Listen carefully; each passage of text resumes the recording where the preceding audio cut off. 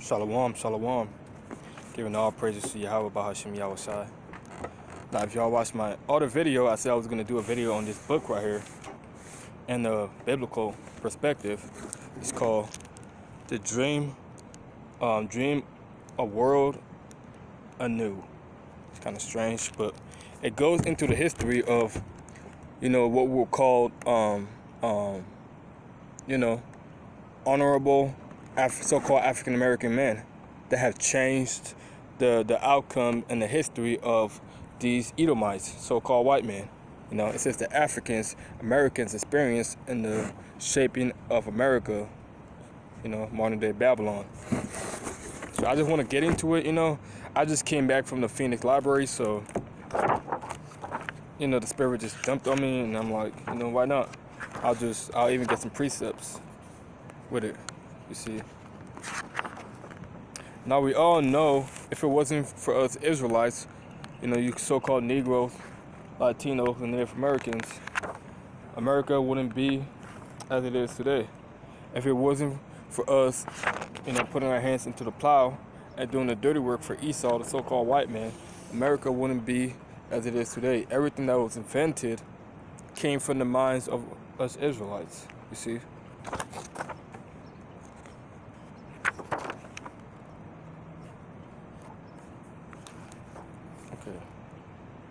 Now it says slavery and freedom. I don't know if y'all can see that part right there. Slavery and freedom by David W. Blight. Okay.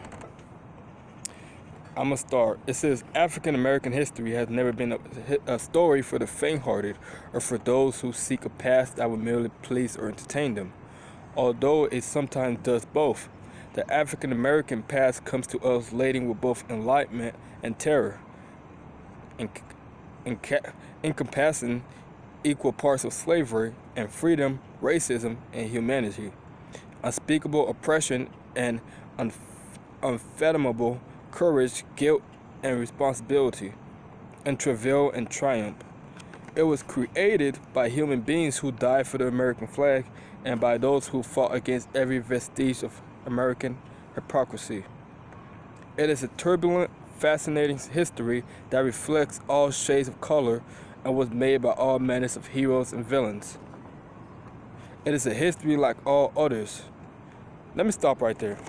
Now, it jumps right into it, and it says, slavery was unspeakable, you see, unfathomable, and it compares it to all others. Now, let me ask y'all this. What other group or nation of people went through such oppression and slavery and hardcore bondage like the Israelites did? No other people on the earth, man. You see, Esau has spiritually, mentally, and physically destroyed us as a people. You see? And now they wanna reflect back on history, and they wanna make like a joke out of it. You see? It says the African American experience shall always awaken the sleeper. Shall always awaken the sleeper. Who's that sleeper? Hey man, you got 2/3 of our people who don't want to admit that the so-called white man is our enemy. You see?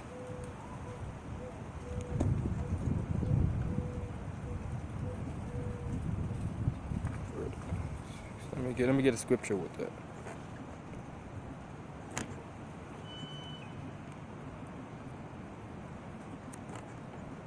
Damn flies are everywhere.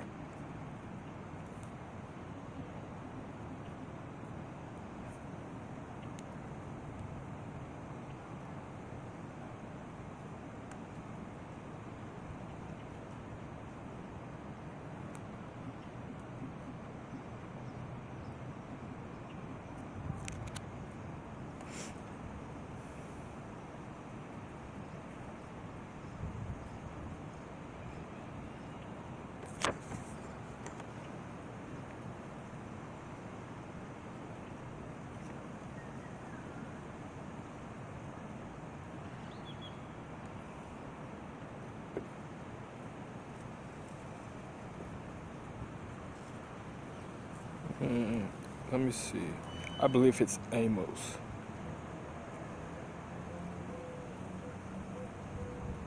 You see, okay, let me start at Amos 5:27. It says, "Therefore will I cause you to go into captivity beyond Damascus, said the Lord, whose name is Yahweh of hosts. Therefore, said the Lord, thy wife shall be a harlot in the street," you see. And so-called white man during slavery, he was going around to break the peace and to break the hold of the Israelite family. He would rape the man right in front of the woman. So the woman would look at the man as if he didn't have any power. And he would do the same thing to the woman and the kids, you see. That's how he broke the trust and the stronghold of the Israelite family. You see.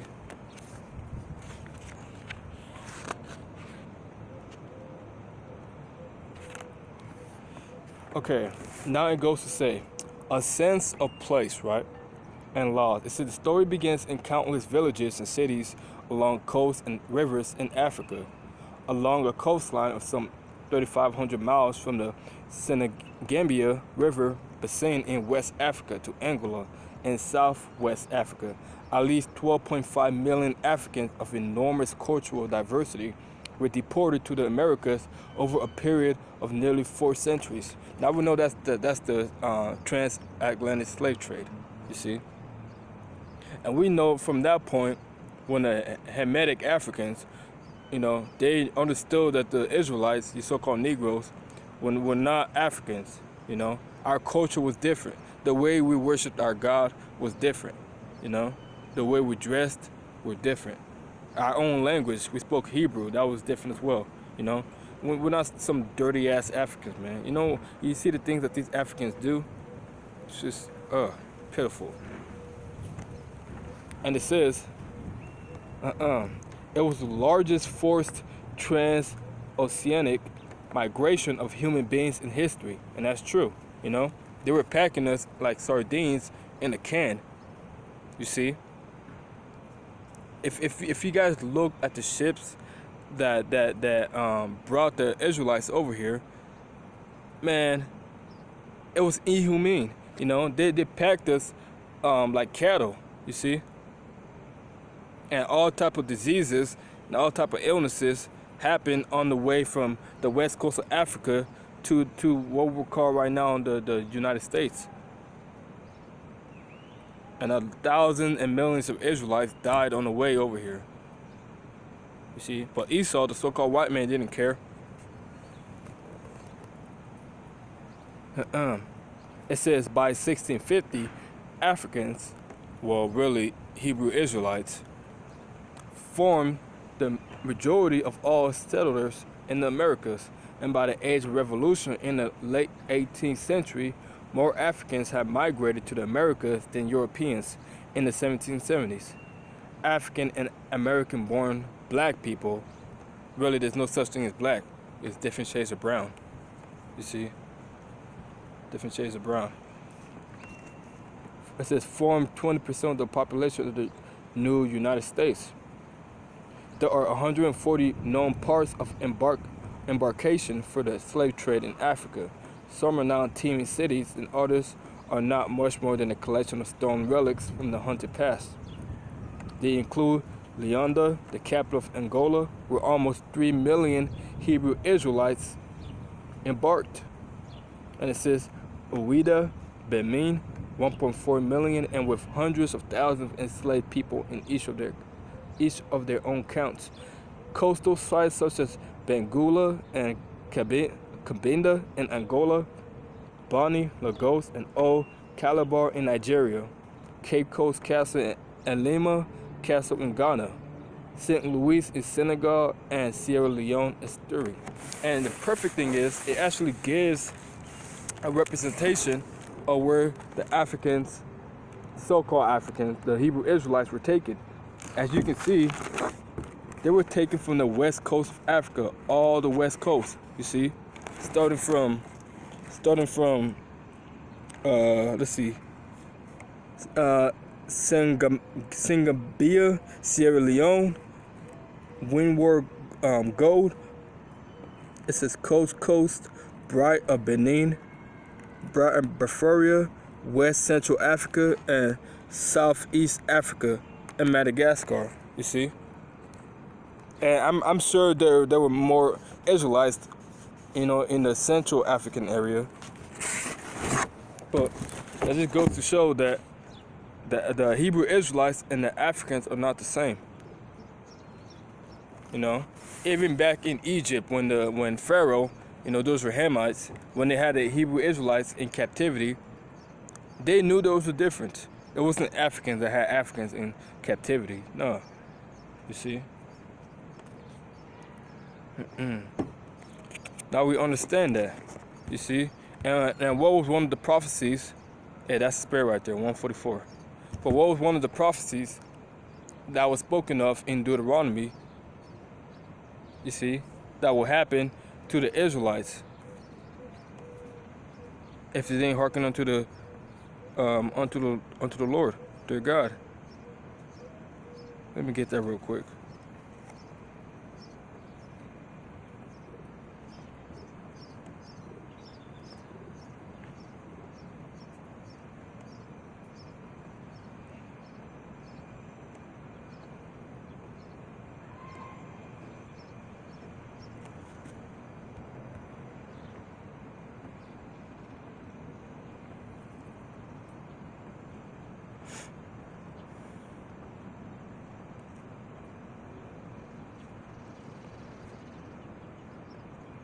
I believe it was Deuteronomy 28 and 68. It says, "And the Lord shall bring thee into Egypt again with ships."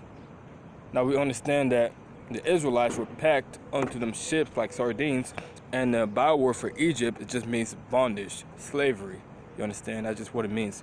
And it says, "By the way whereof I speak unto thee, thou shalt see it no more again." What were we not to see? Our homeland, you know, Jerusalem, Israel. "And there ye shall be sold unto your enemies for bondmen and bondwomen, and no man shall buy you." You see? And how were we slave? How were we sold unto our enemies? Hey, let's look into it. You know how they were selling us when they with the slave auctions. You see? And I'm gonna drop down to, it says, actually there's a quote right here. It says, "I have never heard of white men or Europeans, nor of the seed, but Aludia Equano." And that's true. There is no such thing as white people. They're the Edomites, you know. Edom, it means wasted away, Idumea. You know, they lack pigmentation, you see. They're the only race of people on this earth that don't have melanated skin, you see. Now, the Hebrew Israelites, we all have different types of melanin, you know. Some Israelites might have deeper melanated skin, such as me, you know. I'm dark brown. And some Israelites might look, you know, light brown. They might have less melanin. But the fact is, we all have melanin except the so-called white man. You know, Esau. You see? So now it's just going into the facts of slavery. That's what it's going into.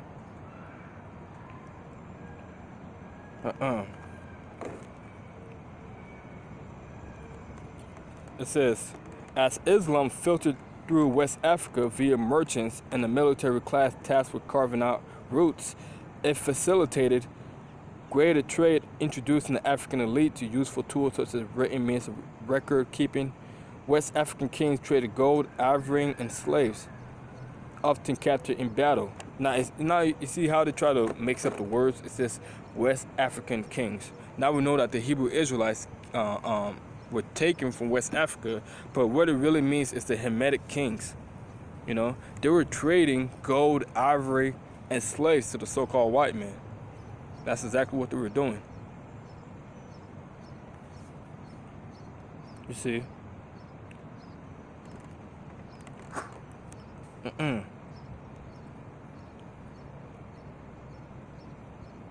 Okay. And it says, highly developed polytheistic religions among Africans encourage a belief in spirits, and gods who govern everything from the arrival of the rains and the fertility of women to the outcomes of wars and the fortunes of daily commerce. Traditional African religions tended to place faith in society. A divining priest might bless a harvest, a wedding, a trading arrangement, a fleet of fishing boats, and diseased cattle all in one day. Gods lived in people's everyday lives. Salakia. Ceremonial, dance, and music were almost universal practices in family and village life. Such strong beliefs and more helped to sustain the millions who were enslaved and transported to the Americas as they struggled to survive. You see? Now, when it says gods, it's not. The Hebrew Israelites did not worship all these gods. They only worship one God, which is Yahweh Bahashim Yahweh Shai. You see? Now, how did we manage to survive all these years? Throughout the slave trade, throughout us being enslaved from the west coast of Africa, coming to the Americas for all those years and being beaten, stripped of our nationality, and brainwashed into this modern day Christianity. How did we survive all that? Because we kept the customs, until it was beating out of us, until even today's day, now we don't know who we are. Well, we're waking up to who we are, but before we came into the knowledge that we were Hebrew Israelites, we didn't know who we were. You see? It says modern ethnographers have divided West African people into numerous ethnic and linguistic groups, including the Yoruba of modern southern Nigeria. Now the Yoruba people, they're a part of the Hebrew Israelites. You see? And it says the Igbo, the Akan, the Ashanti of Ghana. Hey man, these are all Hebrew Israelites right here. That just proves that we still got Hebrew Israelites on the west coast of Africa and on the southern parts of Africa as well. You see? Not all people in Africa are Hamites. Now we know that the Hamites mixed in with the Hebrew Israelites, but when Yahweh Shai comes back, he's gonna separate the wheat from the tares. You see? It says the Fulani, who was spread to West Africa, the Ajagham of eastern Nigeria and Cameroon, the Mende, more Hebrew Israelites, the Medinka of Senegal and Gambia, and from Fan and Iwi of the Bay of Benin region. These and many other ethnic groups were swept up in the crucible of the Atlantic slave trade. Yet most Africans will not consider themselves part of such ethnic groups, nor will they identify as African any more than the Portuguese or Spanish traders who captured them will have called themselves European. You see? Now that's all that brainwashing that took place.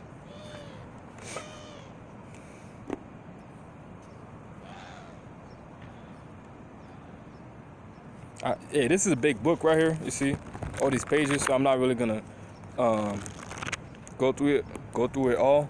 I'm just gonna get the key points that I want to bring out through the Spirit.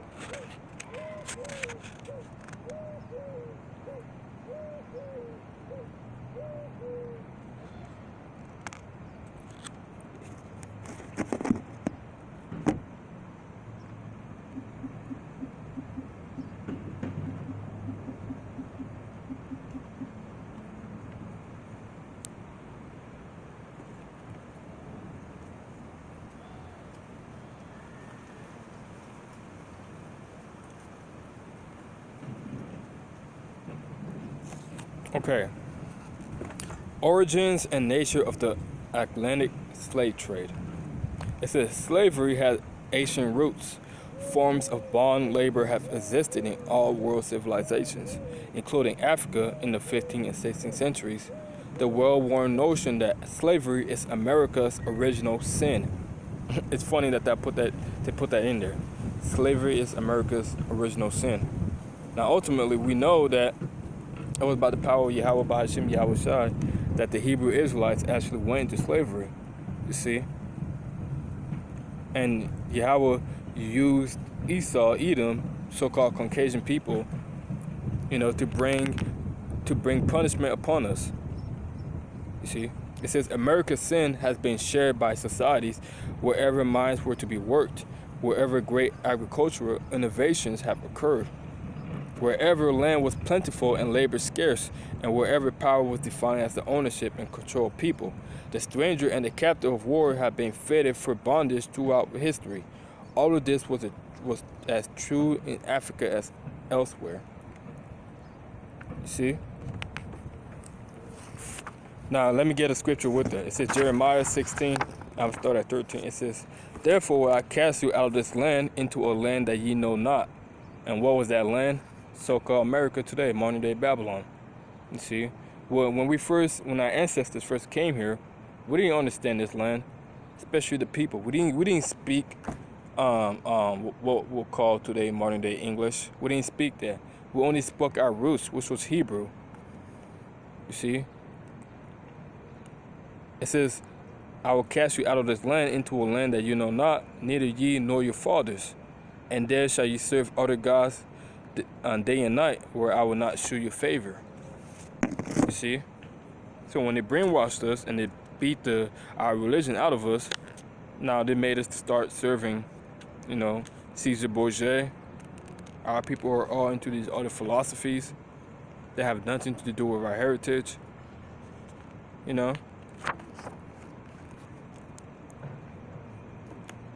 It's crazy, man.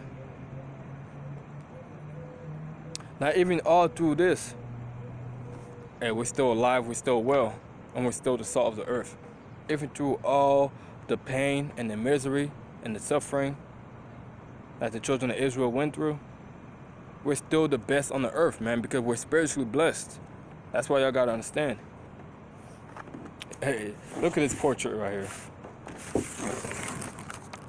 So y'all can see, that's a Hebrew king right there. You see, that's a Hebrew king. It says this portrait is an African chief attributed to the Dutch artist Albert Exchop, and numerous African rulers facilitated the trades in slaves. You see? But you can tell that's a Jake right there. That's not no Hamite.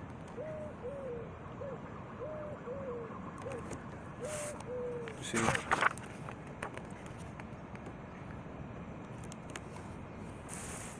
Oh man, hey, this goes hand to hand with prophecy, actually.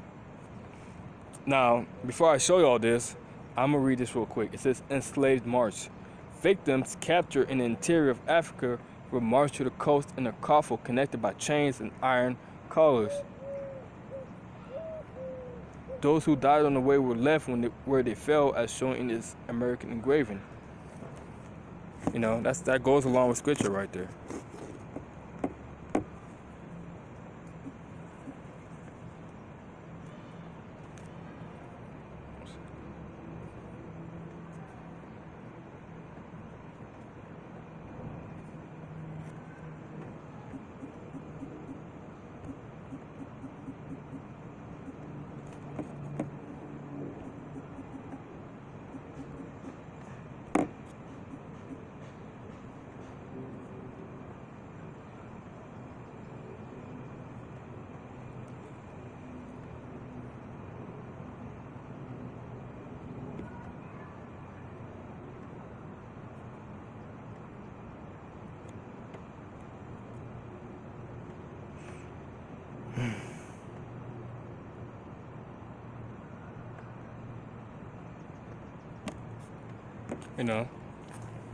One of the prophecies that was to happen to us was we will have yokes of iron around our neck.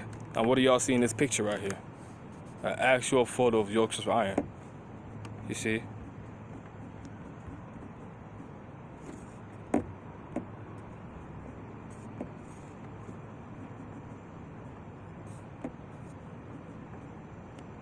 Now, Salaki, I don't know exactly what scripture is that.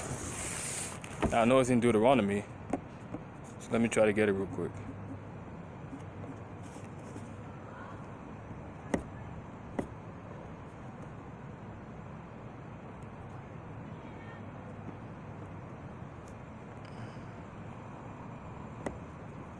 Hey man, but that's beautiful right there, man.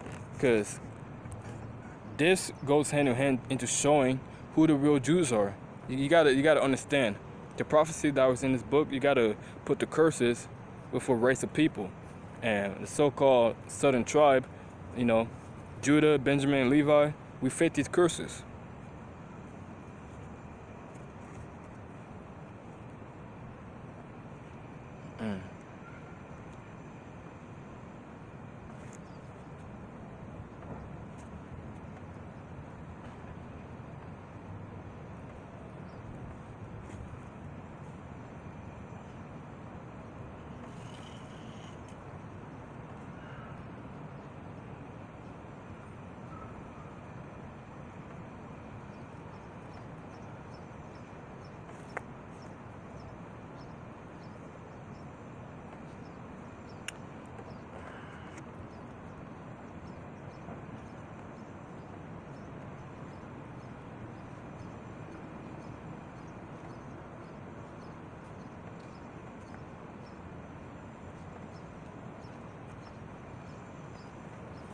You know what? Forget that. But y'all can find the scriptures. If you guys know the scripture that I'm talking about the yokes of iron, just put it in the comment board. But it says,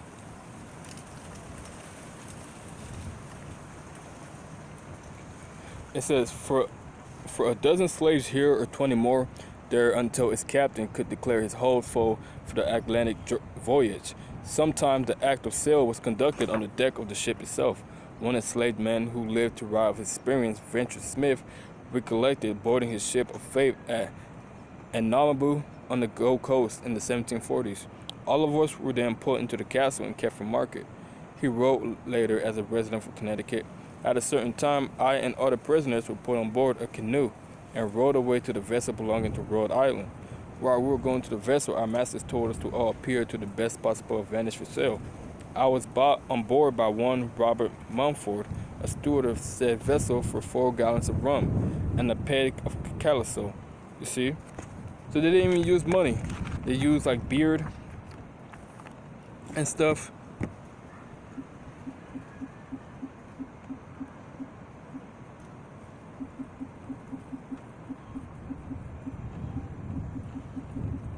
You know?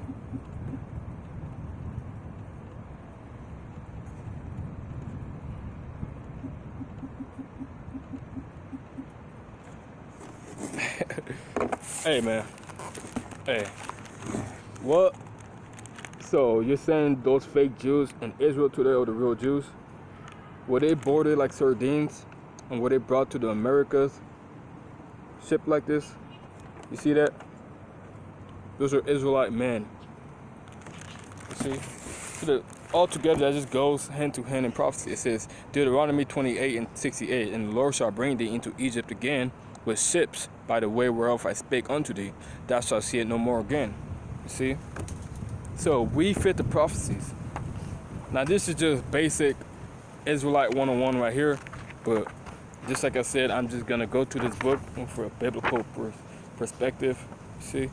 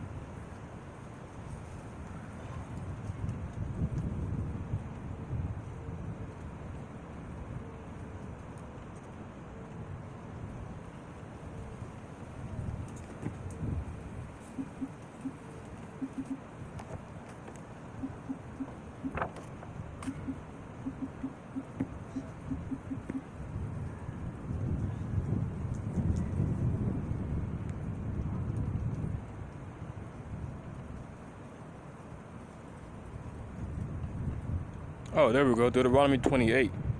And it says, and he should put a yoke of iron upon thy neck. Now, y'all seen the yoke of iron. I just got that scripture all late. You see?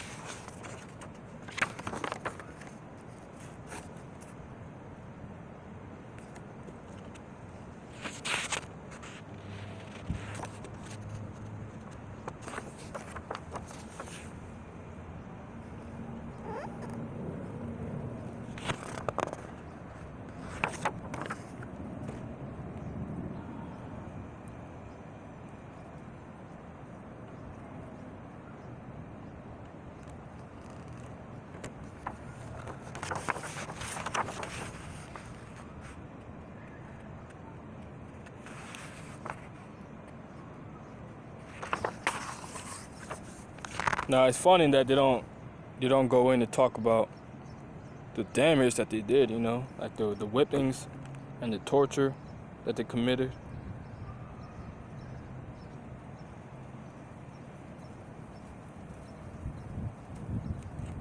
See?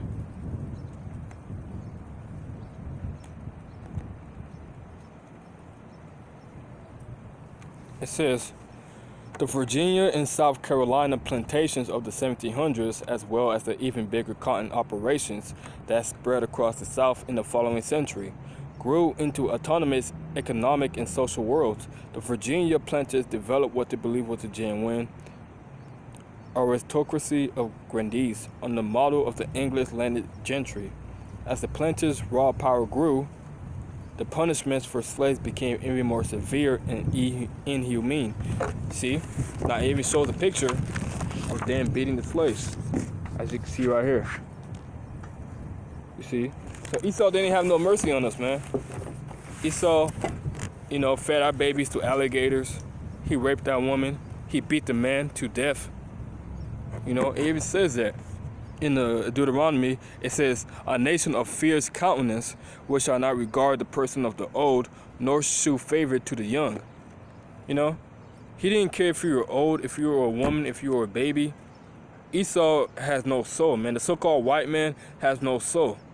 You know, he's a vessel for of wickedness. You see,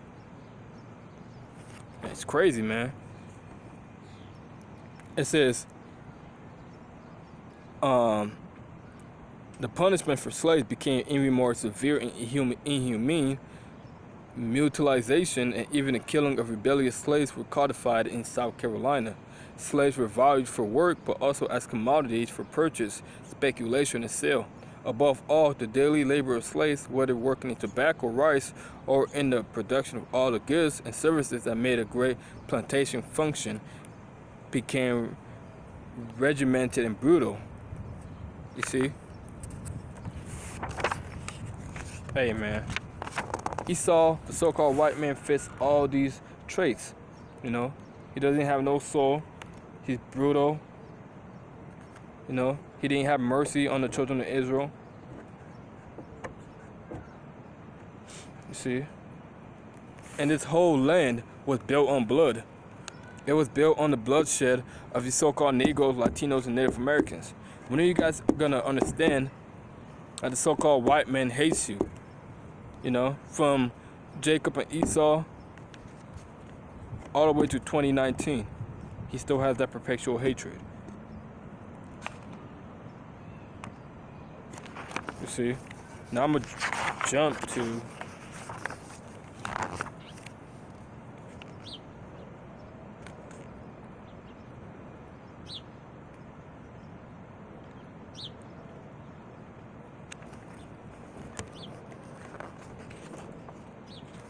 that's beautiful right there, man. This is a really, really good book. If you guys have a library that has this book, it's The Dream, A World Anew. You guys should really get this book, you know. Even though Esau probably, you know, took some stuff out of the book, of the history, it still got some good details, you know. It goes into what the slaves were singing to keep their spirits up. It says, as unique as the preaching style was and continue to be today, it was the songs of enslaved black Americans that would become a sublime gift to American and world culture alike. Exactly. What does the scripture say? What does Yahweh say? We are the salt of the earth. It said, because the so-called white man took the songs of the slaves and made it into his own. Jazz started from these so-called Negroes. You know, rock started from these so-called Negroes. You know, pop started from these so-called Negroes. Everything that the white man can think of started from the so-called Negroes. You know, we are the salt of the earth, man. The white man, all he is, he's a fucking fabricator. You know, he goes and he steals ideas. He can't think of no ideas on his own. Damn devil. It says that would become some blind gift to American and world culture alike. To spirituals, slaves try to impose a storyteller order on the chaos of their uncertain lives.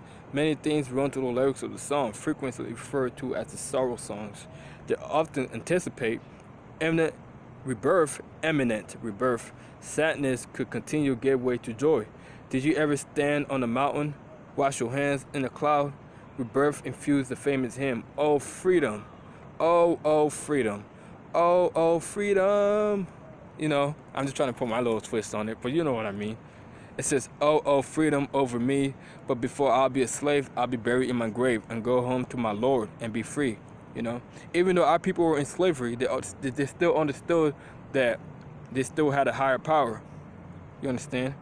It says this tension between sorrow and joy animates many songs. Sometimes I feel like a motherless child. Sometimes I feel like an eagle in the air. Spread my wings and fly, fly, fly.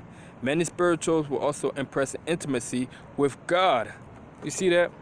So through the Spirit, even when we were in slavery, even though we were in slavery, you see, through the Spirit, we still had a connection with Yahweh Bahashim Yahweh Shai. We still understood that we were a people that were spiritually connected. You know, it's amazing, man. It's simply amazing. It says, some displayed an unmistakable, rebellious, unmistakable rebelliousness as expressed in the enduring lyrics. He said, and if I had my way, I'd tear this building down.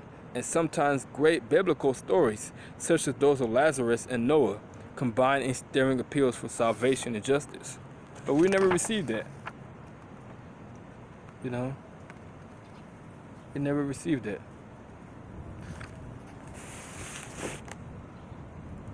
It says Nat Turner's 1831 revolt in which more than 50 white people were killed. Hey, giving all praises, man, all praises. It says Nat Turner's 1831 revolt in which more than 50 Edomites were killed led to an aftermath of fear and violence, resulting in stricter laws for blacks and the death of scores of innocent black people. Hey, so there were times that these so-called Negroes rebelled against Esau Whitey. You see, sometimes we will even take it upon ourselves to kill them or run away. You see, but because we still had that strong spirit, man. You see, Esau could always try to oppress us, but we're still gonna have that strong spirit. You see, and this is a famous picture right here. You know, the lashes that we received. See, it looked like a damn train track on that brother's back. You know.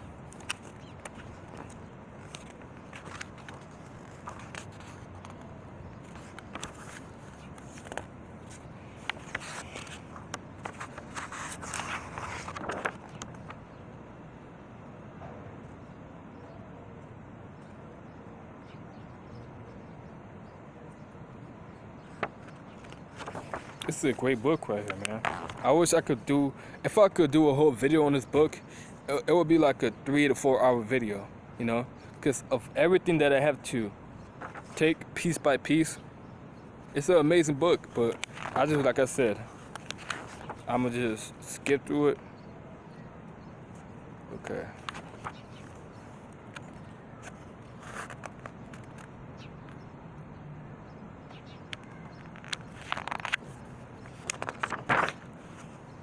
Now it says, now I'm gonna get to this part where it says double victory. The history of African Americans in the military from the American Revolution to the War on Terror. So after these so-called white people enslaved us, then they made us serve in their wars. You know? We became a human sacrifice to these so-called Edomites. You see?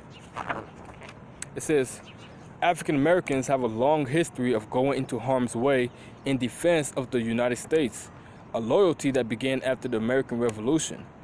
In 1770, black seaman Crispus Attucks died in a street confrontation with British soldiers. By the end of the war, up to 6,000 African Americans had joined the Patriots in the struggle for independence. Significantly, thousands more joined in the British, who offered enslaved men independence of a different sort. In return for military service, they would be set free. Man, get that shit out of here, man. So, to cut their bondage short, they will offer them a choice. They would be like, you can join the service, you can join the military, and once you do your term, you're gonna be free. But most of the time, these brothers that join these militaries, they often die.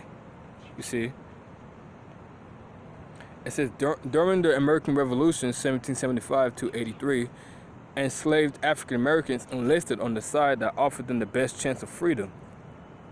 Early in the war, the British dangled an irresistible incentive in front of enslaved men. You see? Hey, man, Esau's the damn devil, man. You know, to get them to join the war, to get these jakes to join the war, Esau will be like, you know, we'll let you go free. All you got to do is serve this time. Most of the time, these jakes died in the war. You see? I just want to give you guys a visualization. As you can see right there.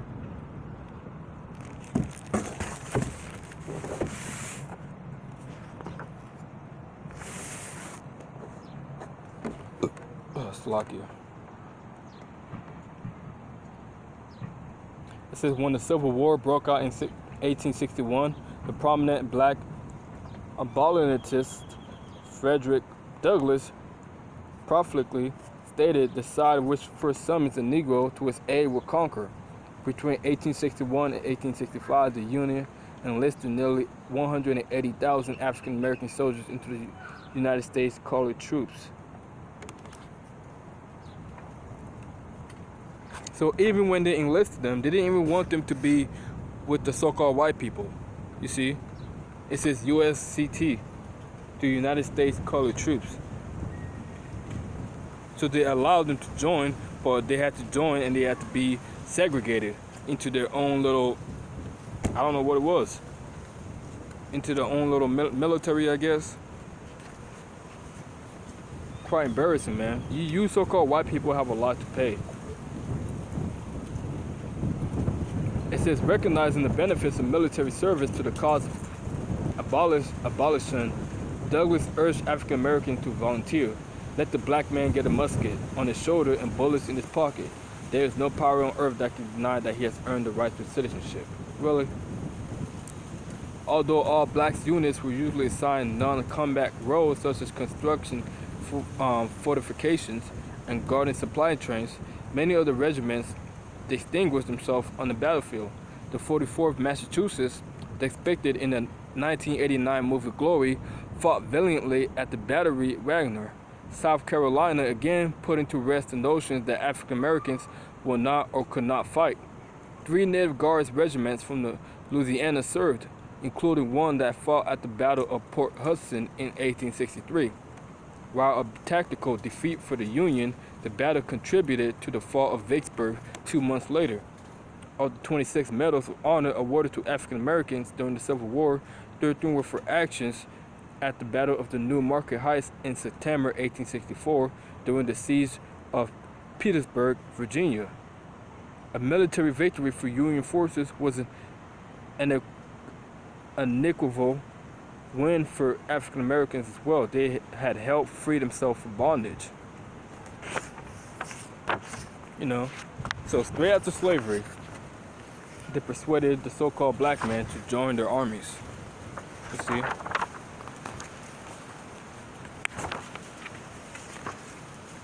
That just proves that we have an undeniable strong spirit. You see? You so-called Negroes, you guys have a strong spirit. Even after the pain and the sufferings of slavery, we still push through.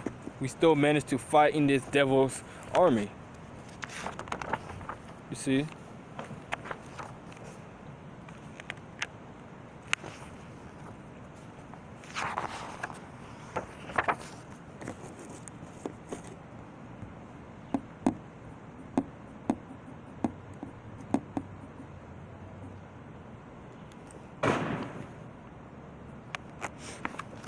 Now I'm gonna skip this whole the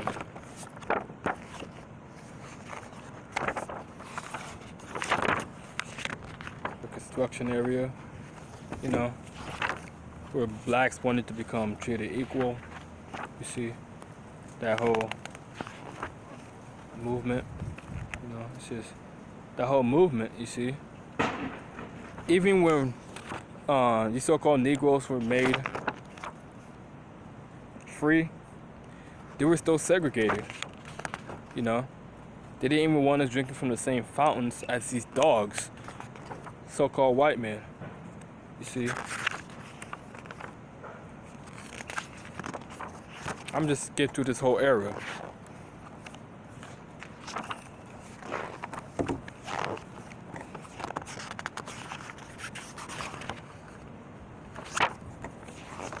But all through these years, we can see that a so-called white man, even though we worked for him for thousands of years as slaves, then we joined his armies to fight his battles for him, and then afterwards, even though he let us go free, quote unquote, he still segregated us and still treated us like shit.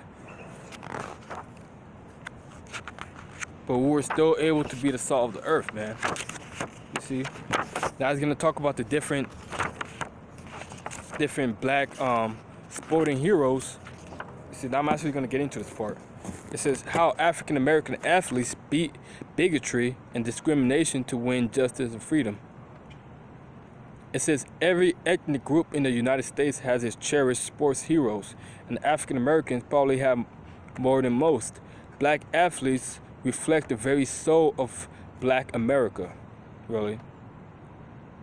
They have landed the punches that African Americans could not throw, won the races they could not run, and earned the victories that seem beyond their collective search. Sprinter and hurler Harriet Dillard, a 1948 and 1952 Olympian, recalled the influence that celebrated African American athletes had on his life and sense of self-worth. For the most part, we didn't know anything about all of those blacks who were accomplishing things in art, literature, and medicine. You didn't read about them that much, but in the newsreel they had in the movies, you'll always see Joe Louis, Jesse Owens, and Henry Armstrong. You see the athletes. Those were the people we knew and wanted to emulate, you see? Because we have those superhuman genes, you see? The so-called white man cannot beat Jake in anything, man. We will always manage to win, you know?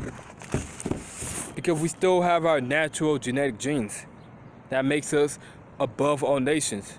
Did not the Lord said, you are a holy nation above all people? You see?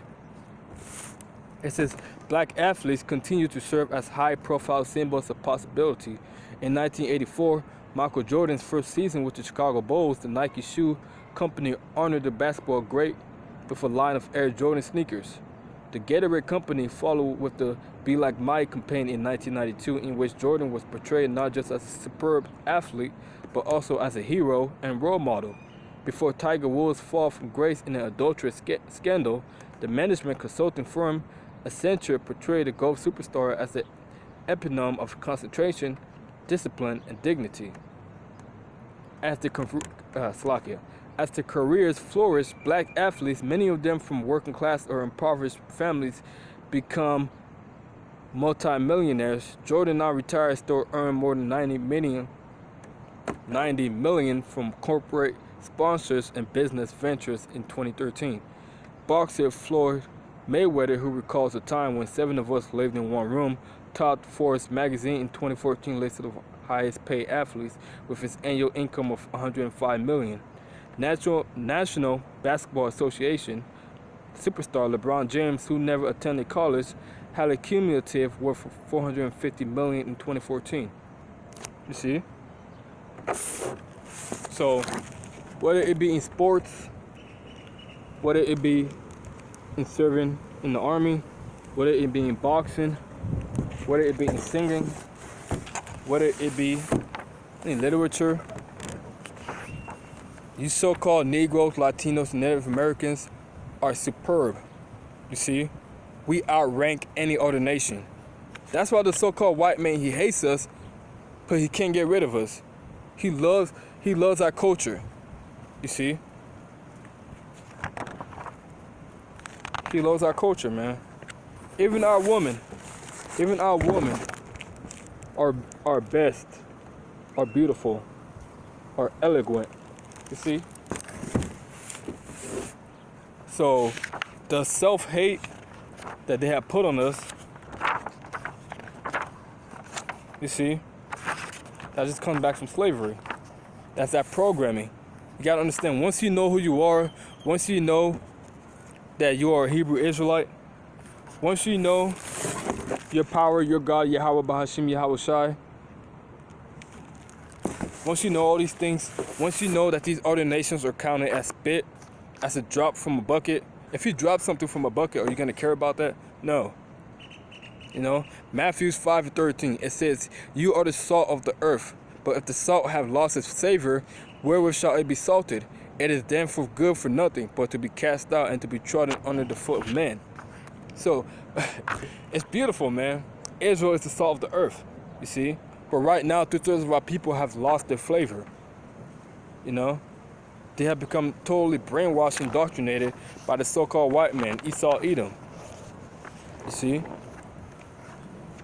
So, from Hebrews to slaves, back to Hebrews. That's exactly how the story turned out. You know, the Lord, Yahweh Bahashim, Yahweh Shai, has brought us back into remembrance of who we are.